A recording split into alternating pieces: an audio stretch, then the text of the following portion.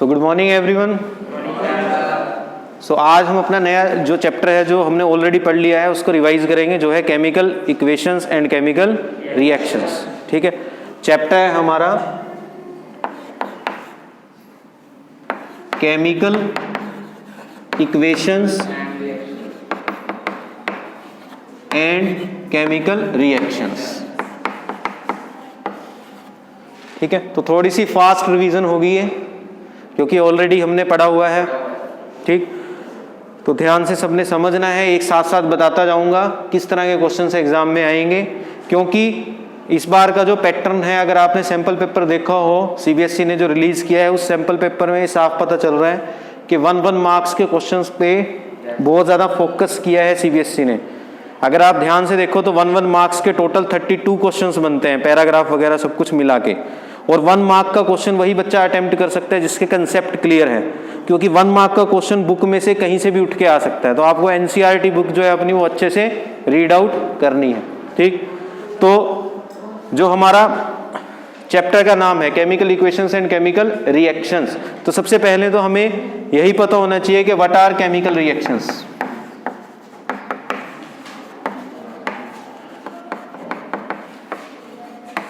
हाँ जी, क्या होती हैं केमिकल रिएक्शंस? हम कब बोलेंगे कि केमिकल रिएक्शन हुई है ना, जब क्या हो, कोई केमिकल चेंज हो, कि chemical reaction is said to be occurred if there is a chemical change. अगर यहाँ पे क्या हुआ है बेटा, कोई केमिकल चेंज हुआ है, कोई नई चीज बनी हो, उसे हम बोलते हैं वहां क्या हुई है, केमिकल रिएक्शन हुई है। ठीक है, कि कोई नया कंपाउंड बना, कोई नया प्रोडक्ट बना, that is called chemical reaction. जैसे कि हमारी डेली लाइफ में बहुत से ऐसे एग्जांपल्स हैं केमिकल रिएक्शंस के जो हमें देखने को मिलते हैं। फॉर एग्जांपल, अगर आप दूध एक जगह रख दो गर्मियों में, तो थोड़ी देर बाद दूध खराब हो जाता है, दूध फट जाता है, तो वो किसका एग्जांपल है, केमिकल रिएक्शन का, क्योंकि वहां पे एक केमिकल चेंज आया है ना। जब भी केमिकल चेंज आएगा हम क्या बोलेंगे, क्या हुई है वहां पे, केमिकल रिएक्शन हुई है। ठीक है, whenever there is a chemical change, chemical reaction is said to be occurred. ठीक, और क्या क्या एग्जांपल्स हैं डेली लाइफ के जो आप देखते हो केमिकल रिएक्शन के? रस्टिंग ऑफ आयरन, आप देखते हो लोहे को जंग लग जाता है, that is also an example of chemical reactions. ठीक है, कुकिंग ऑफ फूड, हम खाना बनाते हैं घर पे, हमारे पेरेंट्स, हमारी मम्मी खाना बनाते हैं, तो वो भी एक तरह की केमिकल रिएक्शन ही है। खाना पकने के बाद और खाना पकने से पहले उसमें कई तरह के चेंजेस आपको देखने को मिलते हैं। ठीक है, इसी तरह से जो ग्रेप्स हैं, अगर वो एक ही जगह रखे जाएं तो थोड़ी देर बाद वो, कुछ टाइम बाद ग्रेप्स अगर उनको कंज्यूम ना किया जाए तो खराब होने लग जाते हैं, खट्टे हो जाते हैं अंगूर, तो ये भी एक केमिकल रिएक्शन का ही एग्जाम्पल है। तो इस तरह से बहुत से एग्जाम्पल केमिकल रिएक्शंस के हमें अपनी डेली लाइफ में देखने को मिलते हैं। हमारी बॉडी में भी पता नहीं कितनी तरह की केमिकल रिएक्शंस होती रहती हैं। ठीक है, डाइजेशन ऑफ फूड, ये भी एक केमिकल रिएक्शन का ही एग्जाम्पल है ना। डाइजेशन आपने पढ़ा है लाइफ प्रोसेस वाले चैप्टर में, कैसे फूड डाइजेस्ट होता है। ठीक, तो वो भी एक केमिकल रिएक्शन ही है। हम सांस ले रहे हैं और बॉडी के अंदर ऑक्सीजन जा रही है, फिर ये ऑक्सीजन माइटोकॉन्ड्रिया पे जा रही है सेल के अंदर लंग्स के थ्रू, मतलब रेस्पिरेशन की जो प्रोसेस है वो भी क्या है, एक केमिकल रिएक्शन का ही एग्जांपल है। मतलब जो हम रेस्पिरेशन करते हैं that is also a chemical reaction. तो बहुत से एग्जांपल्स हैं डेली लाइफ में केमिकल रिएक्शन के। आई होप सबको क्लियर हो गया कि केमिकल रिएक्शन क्या है, कि अगर कहीं पे कोई केमिकल चेंज आए तो हम बोलते हैं कि क्या हुई है, वहां पे केमिकल रिएक्शन हुई है। ठीक है, अब हम कुछ और एग्जांपल्स पढ़ेंगे केमिकल रिएक्शंस के जो हमारी एनसीईआरटी बुक में है।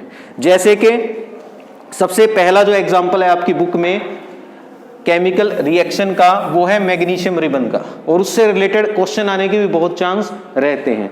कि आपने पढ़ा है कि जब मैग्नीशियम रिबन को बर्न किया जाता है, कि मैंने क्या किया, एक मैग्नीशियम रिबन का पीस ले लिया, मतलब मैग्नीशियम का रिबन ले लिया है, ठीक, और इसको मैंने बर्न करना शुरू किया।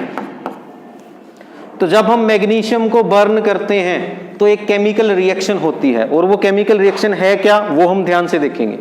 क्या केमिकल रिएक्शन होती है बेटा, कि जब मैग्नीशियम रिबन को बर्न किया जाता है, then this magnesium react with the oxygen. ठीक है, it react with the oxygen gas present in the environment. हवा में ऑक्सीजन गैस है और ये मैग्नीशियम उस ऑक्सीजन गैस से रिएक्ट कर जाता है, और क्या बनता है भाई, मैग्नीशियम ऑक्साइड। Magnesium oxide. तो जब हम मैग्नीशियम रिबन को बर्न करते हैं तो ये जलना शुरू कर देता है और डेजलिंग व्हाइट फ्लेम के साथ जलता है। इसकी जो फ्लेम निकलती है ना वो किस कलर की होती है भाई? व्हाइट कलर की। डेजलिंग व्हाइट फ्लेम, बहुत ही चमकदार व्हाइट कलर की फ्लेम हमें देखने को मिलती है और व्हाइट कलर का ये पाउडर बनता है मैग्नीशियम ऑक्साइड। किस कलर का पाउडर बनता है भाई? ठीक है ना, मैग्नीशियम ऑक्साइड बनता है जो व्हाइट कलर का पाउडर होता है। तो एग्जाम में क्वेश्चंस पूछे जा सकते हैं कि what happens when magnesium is burn in air. तो आपको यही रिएक्शन लिखनी पड़ेगी कि मैग्नीशियम को जब बर्न करेंगे तो क्या बनेगा? व्हाइट कलर का पाउडर बनेगा जो है मैग्नीशियम ऑक्साइड। ठीक है, इसके अलावा इसमें एक और क्वेश्चन एग्जाम में आता है इस टॉपिक से रिलेटेड, मैग्नीशियम से रिलेटेड, कि why we should clean the magnesium ribbon before burning it in air. कि मैग्नीशियम रिबन को जलाने से पहले इसको हमें थोड़ा सा अच्छे से सैंड पेपर के साथ क्लीन करना चाहिए, क्यों? ठीक है, यह क्वेश्चन भी आता है एग्जाम में कि why should a magnesium ribbon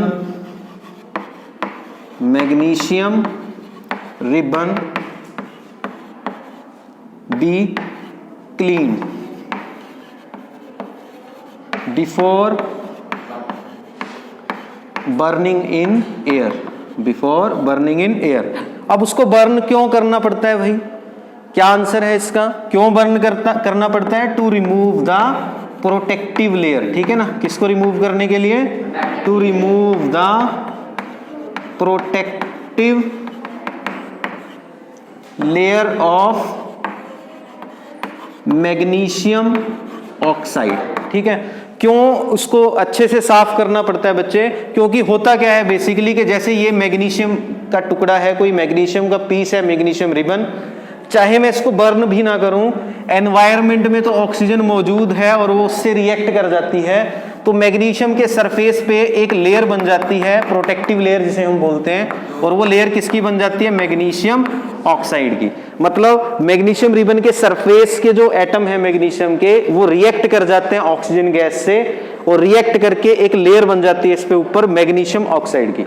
अब इस लेयर की वजह से इसको हीट करने में दिक्कत होगी। अगर मैं अब इसको बर्न करना चाहूं तो अब ये बर्न नहीं हो पाएगा और रिएक्शन स्टार्ट नहीं हो पाएगी, क्योंकि ये प्रोटेक्टिव लेयर अंदर वाले मैग्नीशियम को बचा रही है। तो इसीलिए हमें इसे क्या करना पड़ता है? थोड़ा सा साफ करना पड़ता है, क्लीन करना पड़ता है। तो हम क्या करते हैं? सैंड पेपर के साथ इसको ऐसे रब करते हैं ताकि ये प्रोटेक्टिव लेयर को क्या किया जा सके?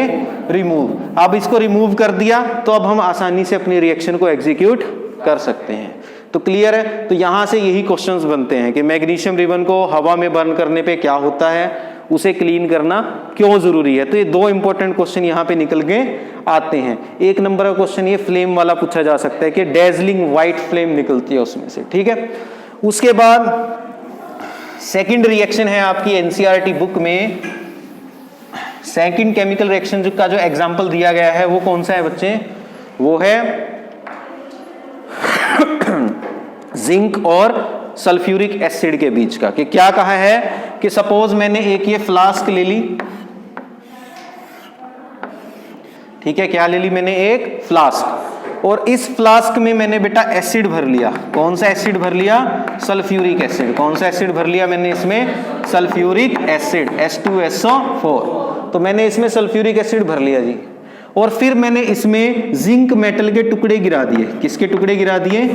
जिंक मेटल के। तो these are the zinc granules. मैंने इसमें जिंक मेटल के ग्रेनुअल्स डाल दिए। ठीक है, तो जिंक मेटल के ग्रेनुअल्स जब मैंने इसमें डाल दिए तो होगा क्या बेसिकली? ये जो जिंक मेटल के टुकड़े हैं they will react with the sulphuric acid. क्या करेंगे?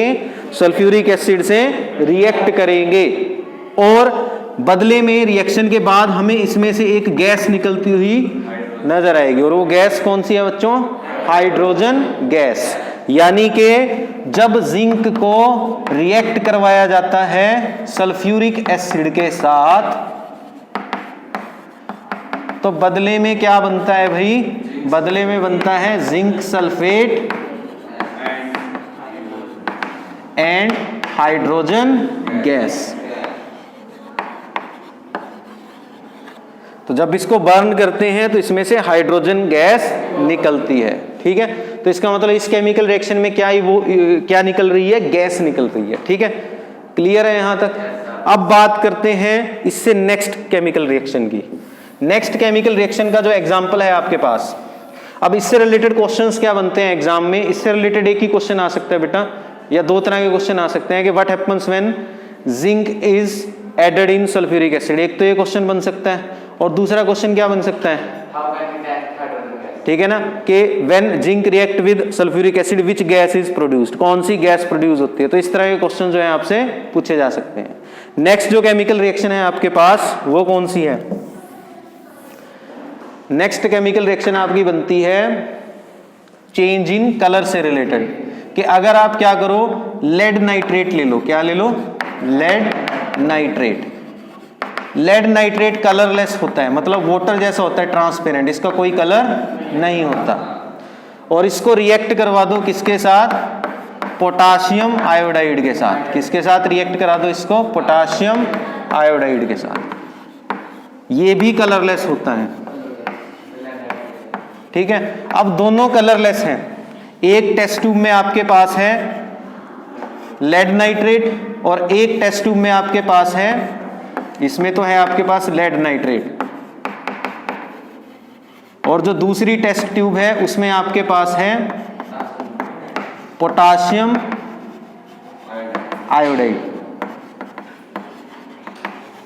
जब हम इन दोनों को मिक्स करते हैं, अभी तो कैसे हैं, कलरलेस हैं, जैसे ही तुम इनको मिक्स करोगे तो एकदम से सॉल्यूशन का कलर क्या हो जाता है, चेंज हो जाता है, और वो कैसा कलर हो जाता है, मिक्स होते ही येलो। कैसा कलर हो जाता है भाई, येलो। तो ये एक नंबर का क्वेश्चन ये आपसे पूछा जा सकता है कि what happens when lead nitrate is added in potassium iodide solution, कि जब इन दोनों के सॉल्यूशंस को मिक्स करते हैं तो क्या होता है, क्या होता है, केमिकल रिएक्शन होती है, and the colour of the solution change and it becomes yellow. कैसा हो जाता है, येलो।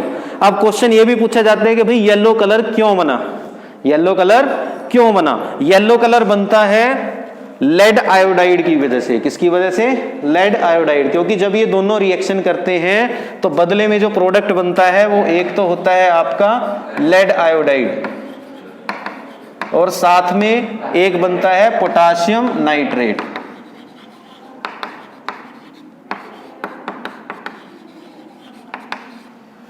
तो ये भी क्या है, एक केमिकल रिएक्शन का एग्जाम्पल है, ठीक है। तो यहां पे हो क्या रहा है, कलर चेंज हो रहा है, और वो जो येलो कलर आया वो किसकी वजह से आया, due to the formation of lead iodide. किसकी वजह से आया, लेड आयोडाइड की वजह से आया।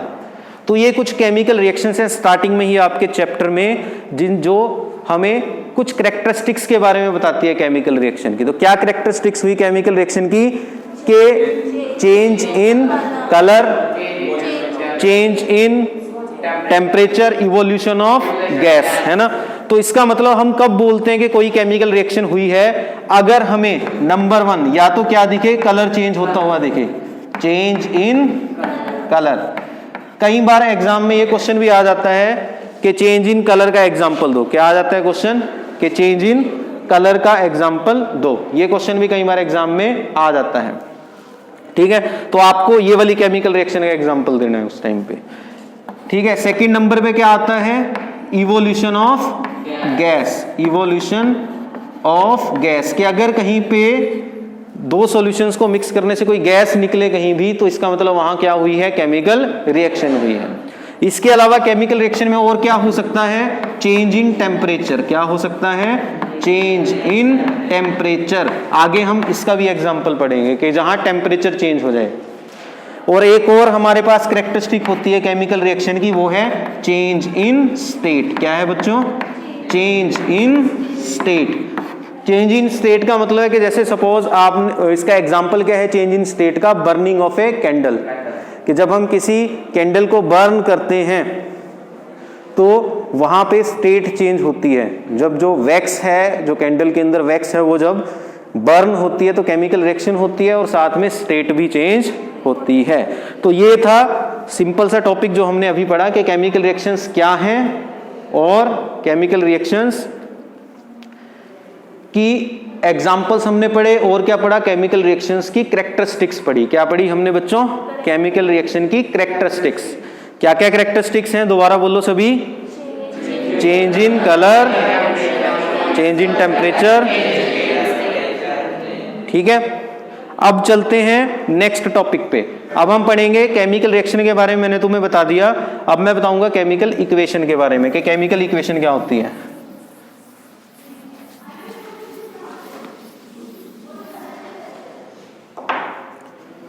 तो केमिकल इक्वेशन देखेंगे सभी क्या है।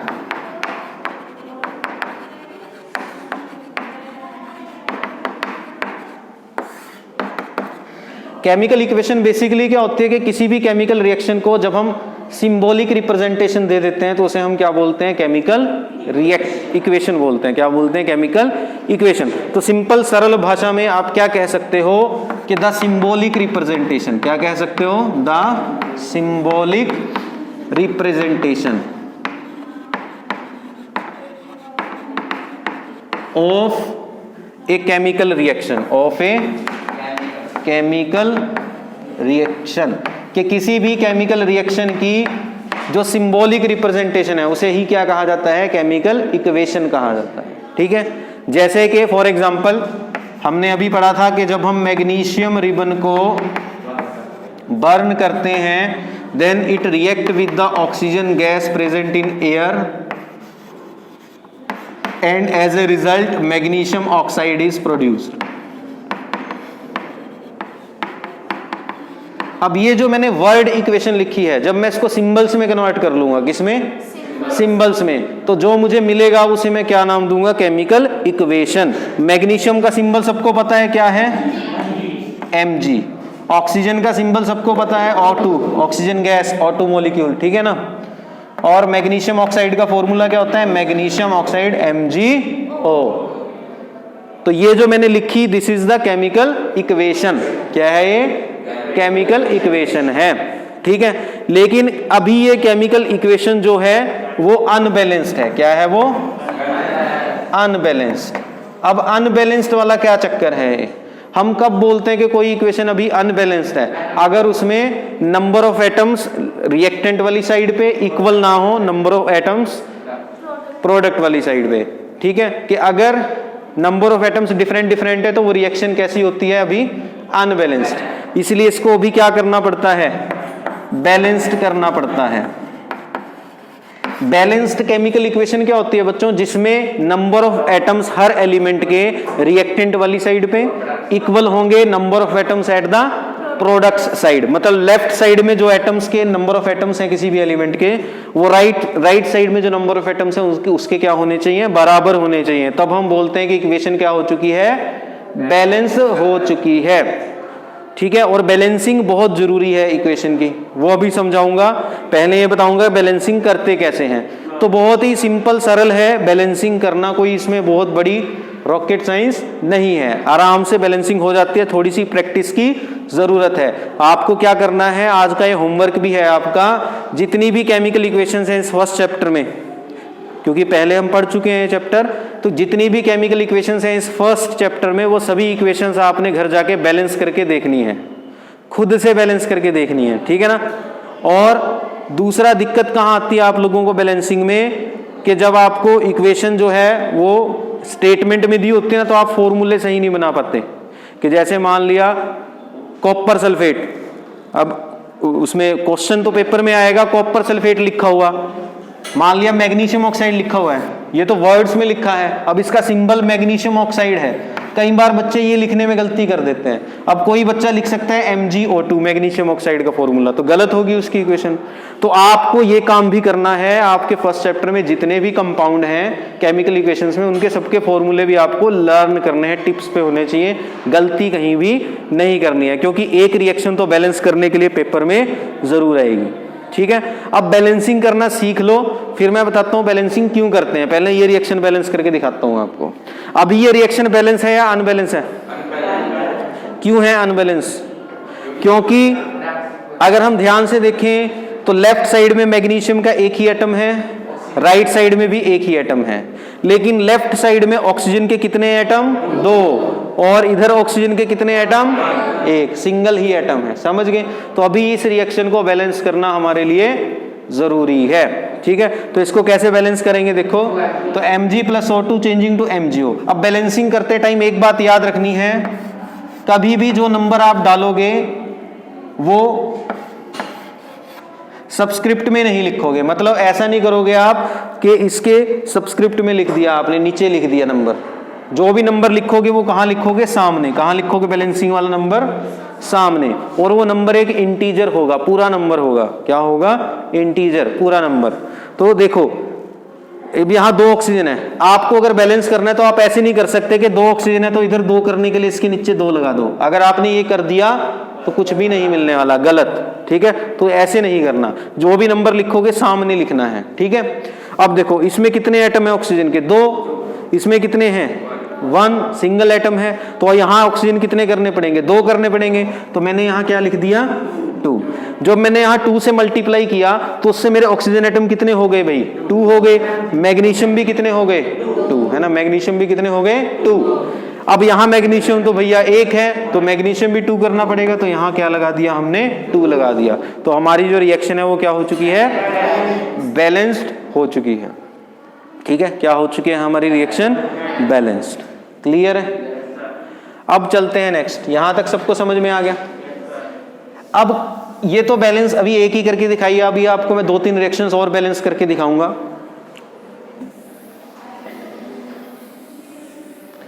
अब क्वेश्चन ये आते हैं कई बार एग्जाम में, और कई बार क्या बहुत बार आया हुआ है। अगर आप प्रीवियस ईयर क्वेश्चंस उठा के देखोगे 10th क्लास के, तो वहां पे एक क्वेश्चन आपको फर्स्ट चैप्टर से सबसे ज्यादा बार जो आया है वो देखने को मिलेगा। वो ये है कि why we should balance a given chemical equation, कि किसी भी केमिकल इक्वेशन को हमें बैलेंस क्यों करना चाहिए। समझ रहे हो, वो क्वेश्चन है, वो अलग अलग स्टेटमेंट थोड़ी बहुत चेंज करके कई बार क्वेश्चंस वो जो है पेपर में आया हुआ है। क्या क्वेश्चन आ सकता है आपके पास एग्जाम में, कि why we should balance chemical equation, कि हमें एक केमिकल इक्वेशन को बैलेंस क्यों करना चाहिए। क्यों करना चाहिए भाई, ताकि वो कौन सी लॉ को ओबे कर सके, लॉ ऑफ कंजर्वेशन ऑफ मास। हमने 9th क्लास में ये लॉ पढ़ी है, हमने पढ़ी थी ना, लॉ ऑफ कंजर्वेशन ऑफ मास, जो क्या बोलती थी, मास can nether be created nor be destroyed, ठीक है ना। कि किसी भी केमिकल रिएक्शन में ना तो मास क्रिएट होता है ना ही डिस्ट्रॉयड होता है। या आप कह सकते हो कि किसी भी केमिकल रिएक्शन में total mass of reactants, total mass of reactants हमेशा इक्वल होता है टोटल मास ऑफ प्रोडक्ट्स, यही होता है, ठीक है। तो एक रिएक्शन को बैलेंस करना इसीलिए जरूरी है ताकि वो किसको ओबे कर सके, लॉ ऑफ कंजर्वेशन ऑफ मास। तो आपको एक लाइन में आंसर लिख देना है कि we should balance a chemical equation so that it can obey the law of conservation of मास।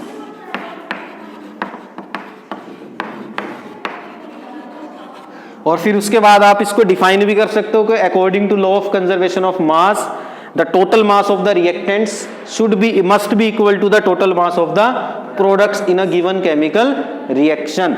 अगर हम बैलेंस नहीं करेंगे तो ये मास इक्वल नहीं हो पाएगा, इसलिए बैलेंस करना जरूरी है, ठीक है। तो अब कुछ केमिकल रिएक्शंस के हम एग्जांपल्स लेंगे और उनको बैलेंस कर करके देखेंगे, ठीक है। तो कुछ केमिकल रिएक्शंस को हम बैलेंस करके देखेंगे। तो अब मैं कुछ केमिकल रिएक्शंस लिखूंगा और उन्हें हम बैलेंस करेंगे। जैसे कि ये केमिकल रिएक्शन है बेटा कि आयरन प्लस वाटर, ठीक है। आयरन की रिएक्शन हो रही है स्टीम के साथ, वाटर के साथ, और बन रहा है आयरन ऑक्साइड Fe3O4 और साथ में निकल रही है हाइड्रोजन गैस। तो इसको बच्चा पार्टी हमें करना है बैलेंस। तो कैसे करेंगे इसको बैलेंस, अब ध्यान से देखना है आपने। सबसे पहले आपने क्या चेक करना है किसी भी केमिकल रिएक्शन को बैलेंस करने के लिए, कि उसमें सबसे बड़ा एटम, सबसे बड़ा मॉलिक्यूल कौन सा है, सबसे बड़ा मॉलिक्यूल कौन सा है। तो ध्यान से देखो, इसमें तो एक ही एटम है, इसमें कितने एटम हैं, 2 और 1 3 एटम। इसमें कितने एटम है? 3 और 4 7। इसमें कितने एटम है? 2। तो सबसे बड़ा मॉलिक्यूल ये है। तो आपको इस पे कंसंट्रेशन करना है और इसके अकॉर्डिंग सबको बैलेंस कर देना है। ज्यादातर रिएक्शंस में ये फंडा लग जाता है, ठीक है ना। क्या करना है? सबसे बड़ा मॉलिक्यूल सेलेक्ट करना है और उसके अकॉर्डिंग सबको बैलेंस कर देना है। अब इस सबसे बड़े मॉलिक्यूल में आयरन कितने? 3। तो इधर भी कितने आयरन कर दो? 3। सबसे बड़े मॉलिक्यूल में ऑक्सीजन कितने? 4। तो इधर भी कितने कर दो? 4। ये 1 ऑक्सीजन है तो किससे मल्टीप्लाई करूंगा? 4 से। इसमें हाइड्रोजन कितने हो गए? अब 4 2 जा 8। इधर भी कितने कर देंगे? 8 करेंगे तो इसलिए यहां क्या लगाना पड़ेगा? 4। तो रिएक्शन इज बैलेंस्ड। रिएक्शन क्या हो गई बच्चों? बैलेंस्ड हो गई। किसी को कोई डाउट इसमें? चलो एक और रिएक्शन आपको बैलेंस करके दिखाते हैं, ठीक है। और वो रिएक्शन है आपकी जैसे ये carbon monoxide react with hydrogen gas, ठीक है। और बना क्या? CH3OH। इसको हमें करना है बैलेंस। क्या करना है? इसको बैलेंस करना है। मिथेनॉल बन गया, ठीक है ना। इसे मिथेनॉल बोलते हैं, CH3OH।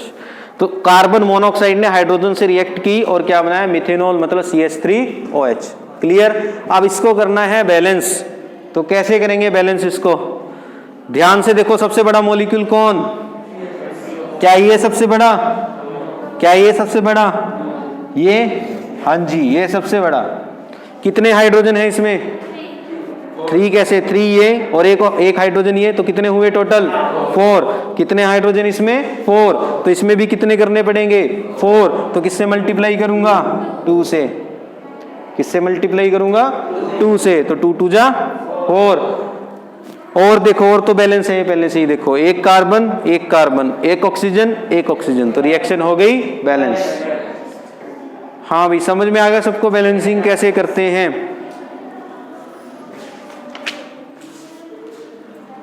तो अब ये आपका होमवर्क है कि आप लोगों को बाकी की बची हुई जो रिएक्शंस हैं उनको बैलेंस करना है, ठीक है।